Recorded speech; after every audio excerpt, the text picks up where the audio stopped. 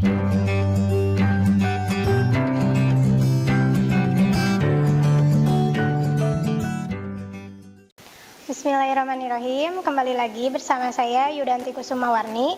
Saya di sini akan membahas materi pembelajaran bahasa Indonesia di kelas 11. Nah, yang pertama itu bab 1 ada teks prosedur. Di dalam bab 1 ini kita akan belajar tentang bagaimana menyusun sebuah teks prosedur. Selain itu kita juga akan mengonstruksi informasi dari yang ada dalam teks prosedur, kemudian menganalisis struktur yang ada dalam teks prosedur, merancang pernyataan umum dan tahapan-tahapannya, kemudian mengembangkannya menjadi sebuah teks prosedur.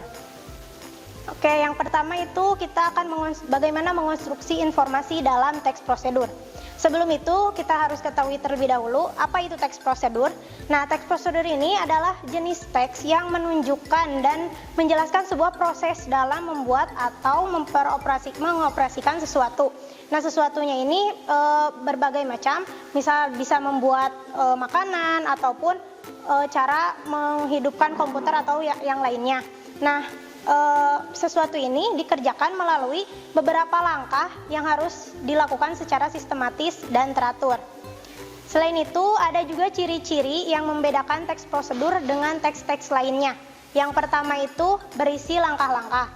Kemudian yang kedua disusun dengan informatif, jadi untuk menyampaikan informasi. Kemudian yang ketiga dijelaskan secara terperinci. Yang keempat itu harus bersifat objektif. Yang kelima, menggunakan syarat atau pilihan. Dan yang keenam itu kalimatnya harus jelas, logis, dan singkat.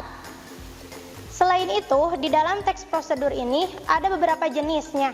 Yang ada 3 jenis dalam teks prosedur. Yang pertama itu adalah teks prosedur yang menjelaskan proses sesuatu bekerja atau instruksi secara manual. Seperti tadi, bagaimana cara misalnya menyalakan komputer dari tahapan-tahapannya, seperti itu.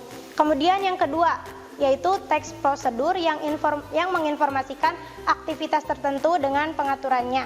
Dan yang ketiga itu teks prosedur yang berhubungan dengan sifat atau kebiasaan manusia. Tadi kita sudah mengetahui ya mengenai pengertian dari teks prosedur dan jenis-jenisnya.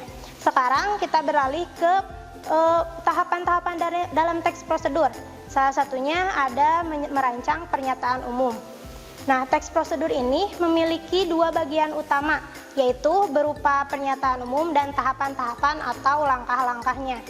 Nah, pernyataan umum ini yaitu merupakan bagian pengantar atau pendahuluan mengenai topik yang akan dijelaskan dalam teks prosedur yang akan dibuat. Nah, dalam teks prosedur ini berisi dalam pernyataan umum ini berisi tujuan dari dibuatnya teks prosedur, seperti itu. Kemudian kita akan merancang tahapan-tahapan dalam teks prosedur.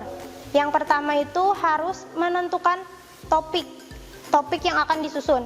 Misal secara sederhananya cara memasak mie instan. Nah, itu topiknya itu harus ditentukan terlebih dahulu. Kemudian yang kedua itu mengumpulkan sumber informasinya. Nah, yang ketiga, mengembangkan informasi yang telah dikumpulkan itu ke dalam langkah-langkah dengan saling berkaitan satu sama lain. Jadi, ketika dalam langkah-langkah itu penyusunannya harus runtut dari mana yang harus dilakukan terlebih dahulu. Kemudian, yang langkah terakhir adalah menyusun teks prosedur secara utuh. Nah, dalam teks prosedur ini tentu memiliki strukturnya atau hal-hal yang dibutuhkan atau hal-hal yang ada dalam teks prosedur itu. Yang pertama itu ada bagian tujuan, seperti dijelaskan sebelumnya. Nah, bagian tujuan ini yaitu bisa berupa judul dalam teksnya dan berisikan tujuan pembuatan dari teks tersebut. Kemudian yang kedua itu adalah bagian material.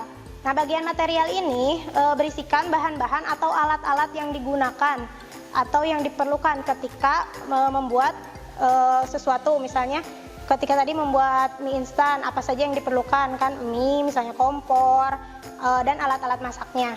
Nah, akan tetapi tidak semua teks prosedur ini terdapat bagian material, jadi tergantung apa yang akan kita buat. Nah, pada umumnya ini bagian material terdapat pada teks yang tadi pembuatan barang atau makanan. Kemudian yang terakhir itu ada bagian langkah-langkah. Nah, bagian langkah-langkah ini adalah proses bagaimana pembuatan suatu barang atau makanan tersebut. Ini harus sesuai dengan tujuan dari teks prosedur.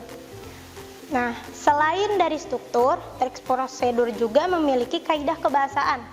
Kaidah kebahasaannya itu ada 4 di sini, yaitu yang pertama ada penanda wacana, kemudian ada kata ganti atau disebut pronomina, kemudian ada konjungsi, dan ada kalimat interrogatif, seperti itu. Nah, kita akan masuk ke bagian bagaimana cara-cara untuk menyusun teks prosedur. Yang pertama itu kita harus mengetahui atau memperhatikan isi, tujuan, ataupun struktur dari teks prosedur ini yang tadi sudah dijelaskan sebelumnya. Nah, yang pertama yang harus dilakukan yaitu menginventarisasi macam-macam kegiatan yang pernah atau dapat dilakukan. Jadi dalam menyusun teks prosedur ini kita itu harus memilah dulu mana hal yang pernah kita lakukan gitu atau yang dapat kita lakukan, seperti itu. Kemudian yang kedua adalah menentukan tema kegiatannya. Yang ketiga yaitu membuat kerangka terlebih dahulu dalam bentuk topik-topik kegiatan secara garis besar. Itu untuk memudahkan kita dalam menyusun teks prosedur secara utuh nanti. Yang kemudian yang keempat itu membuat sistem kerangka dengan benar dan mudah dipahami. Dan yang kelima itu mengumpulkan bahan-bahannya. Kemudian yang keenam baru kita mengembangkan kerangka-kerangka tadi menjadi sebuah teks prosedur yang utuh. Nah, cukup sekian untuk pembahasan dalam teks prosedur. Terima kasih. Kunjungi sosial media lainnya seperti website kami di pkbmalkata.com, Facebook PKB Malkata Mananjaya, Instagram PKB Malkata _official. Dan terima kasih telah klik video ini. Jangan lupa like, comment, share, and subscribe untuk menunjukkan dukungan kamu terhadap channel ini. Enjoy the video, PKB Malkata.